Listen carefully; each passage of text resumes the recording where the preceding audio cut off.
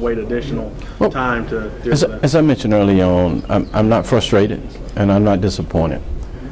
This is the times that we find ourselves in. We have to sit and wait on the evidence.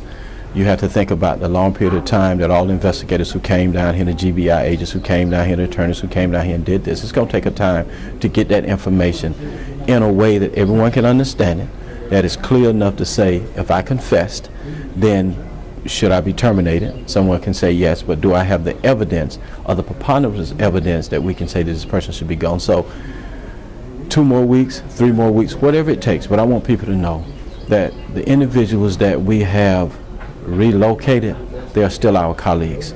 They are still our colleagues to the end. People can make mistakes or not make mistakes. They're still your colleague. So what we want to do is continue to use the services from these young people while they are over at Isabella and while they are over at the ESP building. So that's what we want to make sure and let people know. I'm sad for them because I simply think some of them have a story to tell. Confessed or not, they have a story to tell that this community needs to listen to. I challenge this community, even though as they watch the news and as they read things about media, think about it.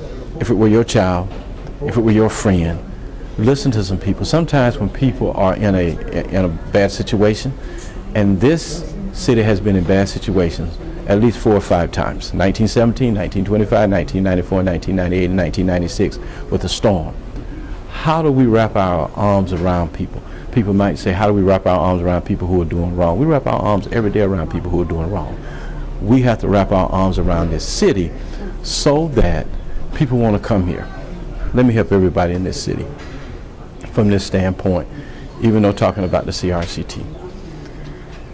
If people read the paper and the paper is incorrect, or see something on the news because someone misinterpreted what someone said, then people might be, I don't want to come to this city. But I encourage people or individuals who want to squawk, put their real names out there so they can come. Come to forums when we have educational forums to have a conversation. Change the conversation of gossip to the conversation of being something positive for this community. And things would change. Don't just go, people would do wrong things. But again, we can't live in this community thinking that one group or 2 groups of individuals should be the only folks who would do wrong or not do wrong. Let's be about the business still of those people who have confessed, or people who are the report saying that they confess. And I want people to remember now, there is not a report that has come to central office. That's the governor's report.